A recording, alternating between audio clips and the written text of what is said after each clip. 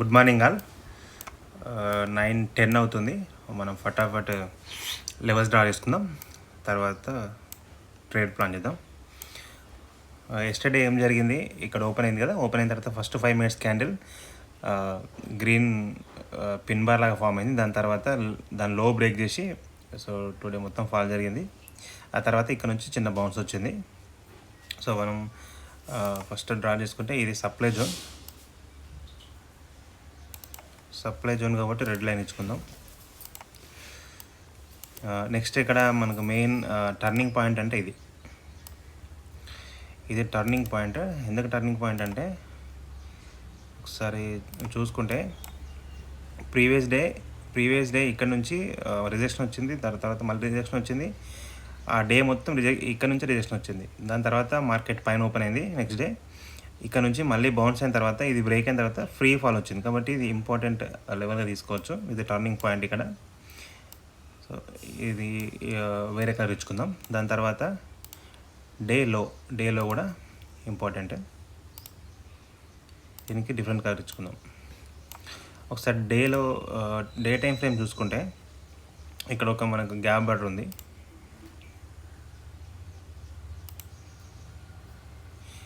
ఇది gap border. దీన్ని market ఇక్కడ ఏమన్నా రిజెక్షన్ లాంటివి చూపిస్తే బై చేద్దాం, లేదు ఇది బ్రేక్ అవుతే సెల్ చేద్దాం. మార్కెట్ ఓపెన్ అయిన తర్వాత కండిషన్ బట్టి మనం చేంజ్ చేద్దాం. దీనికి డిఫరెంట్ కలర్ ఇద్దాం.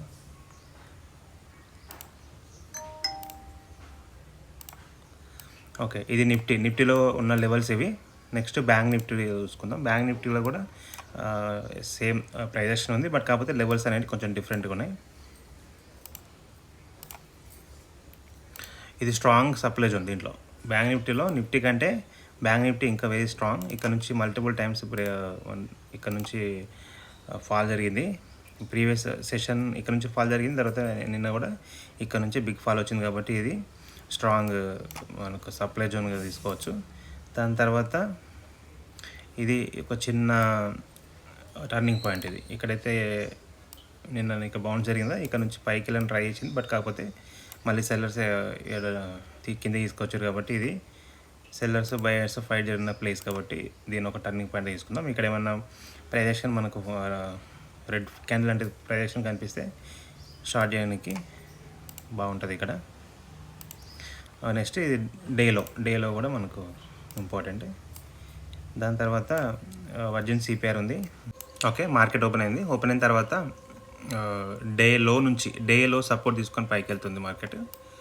బట్ మనం ఇక్కడ ఎంట్రీ ప్లాన్ చేయడం అనేది కరెక్ట్ కాదు. పైన మనకు సిపిఆర్ ఉంది, దాని తర్వాత టర్నింగ్ పాయింట్ ఉంది. ఈ 2 పాయింట్లు చాలా రెసిస్టెన్స్గా వర్క్ అయ్యే ఛాన్సెస్ ఉన్నాయి. కాబట్టి మనం బయింగ్ లాంటిది ఏం ప్లాన్ చేయము. ఇక్కడ వెయిట్ చేద్దాం. గుడ్ ఆపర్చునిటీ కొంచెం వెయిట్ చేద్దాం.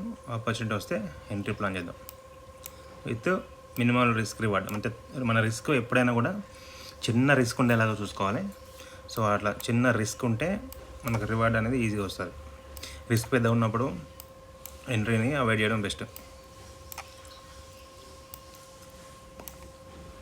కొంచెం వోల్టైల్ ఉన్నట్టుంది మార్కెట్. ఇక్కడ ఓపెన్ అయిన తర్వాత ఒకటే క్యాండిల్లో 80 పాయింట్ల కిందికి 50 పాయింట్లు పైకి మూవ్ అవుతుంది. కాబట్టి కొంచెం జాగ్రత్తగా ట్రేడ్ చేసుకోవాలి.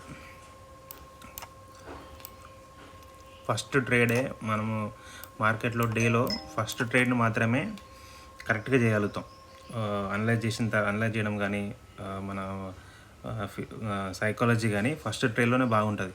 సెకండ్ ట్రేడ్లో మనం అలా స్ట్రెస్ అయిపోతాం. కాబట్టి సెకండ్ ట్రేడ్ని కరెక్ట్ అనలైజ్ చేయలేకపోతాం, దాన్ని మేనేజ్ చేయలేకపోతాం. కాబట్టి మ్యాక్సిమం ఫస్ట్ ట్రేడ్ తీసుకొని ట్రై చేయండి. ఒకవేళ స్టాప్ లాస్ హిట్ అయితే నెక్స్ట్ డే ట్రై చేయండి. అంతేగాని మళ్ళీ మార్కెట్ తోటి అయితే ఫైట్ చేయొద్దు.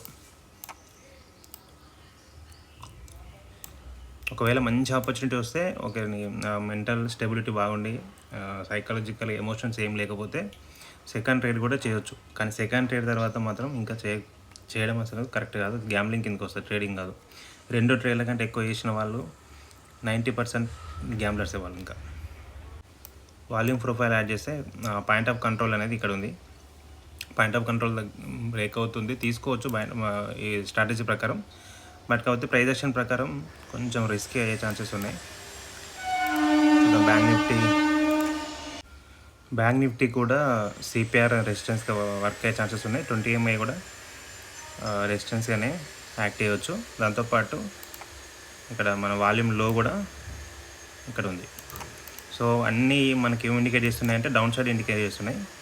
సో నిఫ్టీ, బ్యాంక్ నిఫ్టీ రెండు కూడా మనకి రెసిస్టెన్స్ దగ్గర ఉన్నాయి. కాబట్టి మనకు కన్ఫర్మేషన్ క్యాండిల్ అనేది ఇంపార్టెంట్. కన్ఫర్మేషన్ క్యాండిల్ వస్తే ఫియర్లెస్గా ట్రేడ్ని ఎగ్జిక్యూట్ చేద్దాం. అండ్ అప్ సైడ్ అయితే ఏం లేదు. అప్ సైడ్ అంటే ఇది బ్రేక్ అయితేనే ఇంకా అప్ సైడ్ పైన మల్టిపుల్ రెసిస్టెన్స్లు ఉన్నాయి కాబట్టి అప్ సైడ్ అంత కరెక్ట్ కాదు. చిన్న చిన్న మూవ్ వచ్చి మళ్ళీ బిగ్ రెడ్ క్యాండిల్ పడే ఛాన్సెస్ ఉన్నాయి కాబట్టి సో అప్ సైడ్ అయితే అందరిని ట్రాప్ చేసే ఛాన్సెస్ ఉన్నాయి. ఇట్లాంటి క్యాండిల్ చూసి ఎవరైతే బై చేస్తారో వాళ్ళని ట్రాప్ చేయడానికి ఇట్లాంటి క్యాండిల్స్ అనేవి ఫామ్ అయ్యే ఛాన్సెస్ ఉన్నాయి కాబట్టి సో కొంచెం కేర్ఫుల్గా ఉండాలి. అప్ సైడ్ రెసిస్టెన్స్లు అయితే క్లియర్గా కనిపిస్తున్నాయి. మనము ఇట్లా మూవ్ చూసి ఎప్పుడే ఎంట్రీ తీసుకోవద్దు. ఇట్లాంటి పాజిటివ్ మూవ్ చూస్తూ ఉంటే మనకు క్రేవింగ్స్ వస్తాయి ఎంట్రీ తీసుకోవాలి అని. బట్ అట్లాంటి ఎంట్రీస్ తీసుకోవద్దు. ప్రాపర్ లెవెల్స్ని తర్వాత అనలైజ్ని మాత్రమే కన్సిడర్ చేయాలి.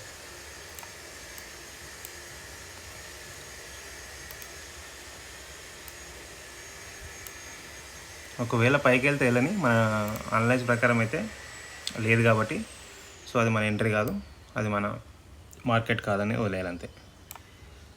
ప్రతిరోజు ట్రేడ్ చేయాలని ఏం లేదు, మనకు వచ్చినప్పుడే ట్రేడ్ చేద్దాం సరిపోతుంది.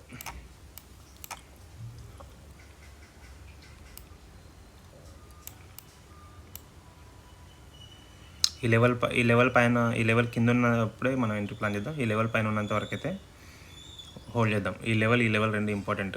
ఈ లెవెల్ బ్రేక్ అయితే అప్పుడు మళ్ళీ ఈ లెవెల్ వరకు వచ్చే ఛాన్సెస్ ఉన్నాయి కాబట్టి అప్పుడు ఇక్కడ ప్లాన్ చేద్దాం. కాకపోతే బ్యాక్ టు బ్యాక్ వస్తున్నాయి కదా, పారాబోలిక్ బ్రేక్అవుట్ అన్నట్టు. ఇది ఇట్లాంటి టైంలో కూడా ఫేక్ బ్రేక్అవుట్ అయ్యే ఛాన్సెస్ ఉంటాయి.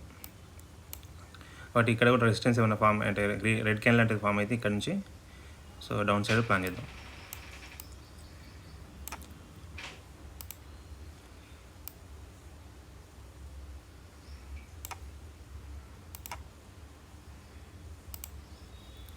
ఓకే, నిఫ్టీ కంటే బ్యాంక్ నిఫ్టీలోనే సెల్లింగ్ కొంచెం బాగున్నట్టుంది. రిట్రేస్ కూడా చిన్న రిట్రేస్ వచ్చింది నిఫ్టీతో పోల్చుకుంటే బ్యాంక్ నిఫ్టీ. కాబట్టి బ్యాంక్ నిఫ్టీలో ప్లాన్ చేద్దాం. డోజీ క్యాండిల్ ఫామ్ అయింది. ఇది లోని బ్రేక్ చేస్తే ఎంట్రీ ప్లాన్ చేద్దాం. రెడ్ పిన్ బార్ ఫామ్ అయింది. రెడ్ పిన్ బార్ లోని బ్రేక్ చేస్తే ఎంట్రీ ప్లాన్ చేద్దాం.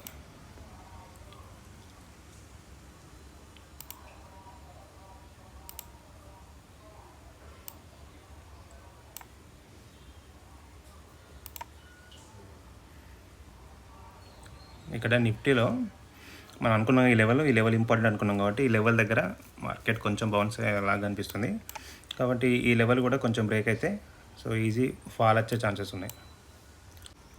రెండింటిని అబ్జర్వ్ చేస్తుండాలి. నిఫ్టీ, బ్యాంక్ నిఫ్టీ రెండింటిని అబ్జర్వ్ చేస్తుండాలి. రెండు కూడా కోరిలేషన్లో ఉంటాయి. ఒకటి డ్రాగ్ చేసే ఛాన్సెస్ ఉంటాయి. కాబట్టి రెండు సేమ్ డైరెక్షన్లో ఉన్నప్పుడే హై ప్రాబబిలిటీ. ఈ క్యాండిల్ రెడ్గా ఫామ్ అయిందంటే so high probability. Already rejection వచ్చింది, ఈ క్యాండిల్ రిజెక్షన్ వచ్చిందంటే హై ప్రాబబిలిటీ. ఇక్కడైతే ప్లాన్ చేస్తాను నేను. నిఫ్టీ కొంచెం స్ట్రాంగ్గా ఉంది. సో ఈ నిఫ్టీ స్ట్రాంగ్ చేయడం వల్ల బ్యాంక్ నిఫ్టీ కూడా దాంతో పాటు వెళ్తుంది. ఈ గ్రీన్ క్యాండిల్ ఉందా, ఈ గ్రీన్ క్యాండిల్ లోని బ్రేక్ చేస్తే కన్ఫర్మేషన్ క్యాండిల్ అంటే డైరెక్ట్ సెల్ చేద్దాం. క్లోజ్ అవసరం లేదు. ఇది బ్రేక్ చేస్తే కొంచెం ఫ్రీగా ఫాల్ అయ్యే ఛాన్సెస్ ఉన్నాయి. క్లోజ్ వరకు వెయిట్ చేస్తే పెద్ద స్టాప్ లాస్ అవుతుంది. నిఫ్టీ కొంచెం స్ట్రాంగ్ ఉంది. సో ఈ నిఫ్టీ పాయింట్ ఆఫ్ కంట్రోల్ పైన క్లోజ్ అయింది కాబట్టి సో ఇది సపోర్ట్ ఇస్తుంది. నిఫ్టీ సపోర్ట్ ఇవ్వడం వల్ల బ్యాంక్ నిఫ్టీ ఈ రిజెక్షన్ వస్తుంది ఈ లెవెల్ నుంచి. ఒకసారి నిఫ్టీ ఈ లెవెల్ని బ్రేక్ చేస్తే సో మార్కెట్ ఈజీగా ఫాల్ అవుతుంది. ఇది వెయిట్ చేద్దాం. ఇది బ్రేక్ ఇది క్యాండిల్ ఉంది కదా, ఈ థర్డ్ క్యాండిల్లో బ్రేక్ చేస్తే దెన్ బ్యాంక్ నిఫ్టీ కూడా ఫ్రీ ఫాల్ వచ్చే ఛాన్సెస్ ఉన్నాయి. Okay, entry తీసేసుకున్నా.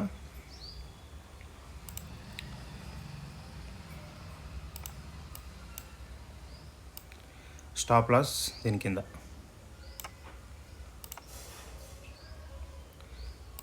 Target 1:2. Stop loss మనకు స్టాప్ లాస్ ఎంత వస్తుంది? 50 పాయింట్స్ స్టాప్ లాస్ వస్తుంది, కాబట్టి 100 పాయింట్స్ టార్గెట్. ఇక్కడ టార్గెట్.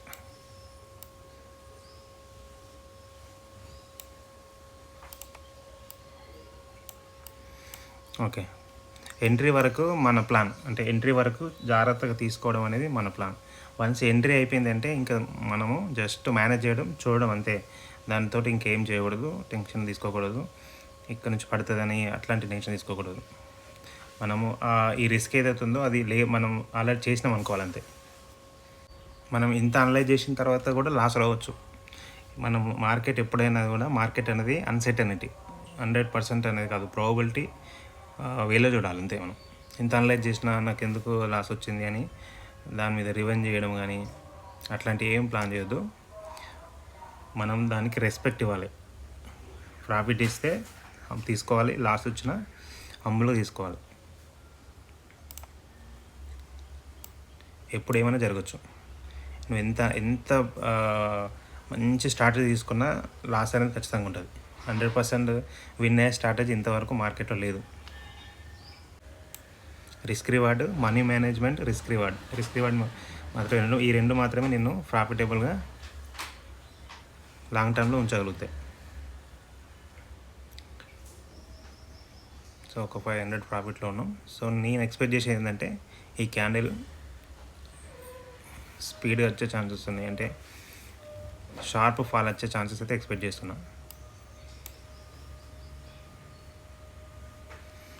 ఓకే, నిఫ్టీ అయితే ఈ మనం అనుకున్న లెవెల్ అయితే బ్రేక్ చేసింది. సో నిఫ్టీనే ఫాల్ వస్తుంది, బ్యాంక్ నిఫ్టీ కంటే నిఫ్టీలోనే మంచి ఫాల్ వస్తుంది.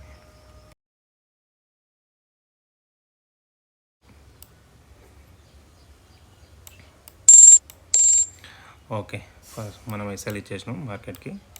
సో నెక్స్ట్ ట్రేడ్ ఎస్ఎల్ పోయింది కానీ వెంటనే దూకేద్దు. ఓకే, సేమ్ ట్రేడ్, మళ్ళీ సేమ్ ట్రేడ్ మనం బ్యాంక్ నిఫ్టీలో సేమ్ ట్రేడ్ ప్లాన్ చేసినాం ఇక్కడే. సో స్టాప్ లాస్ ఇక్కడ పెడదాం. ఎన్ని పాయింట్స్ వస్తుంది stop loss?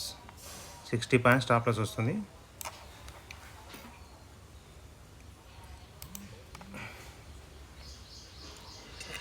$860 trigger price, limit price 55.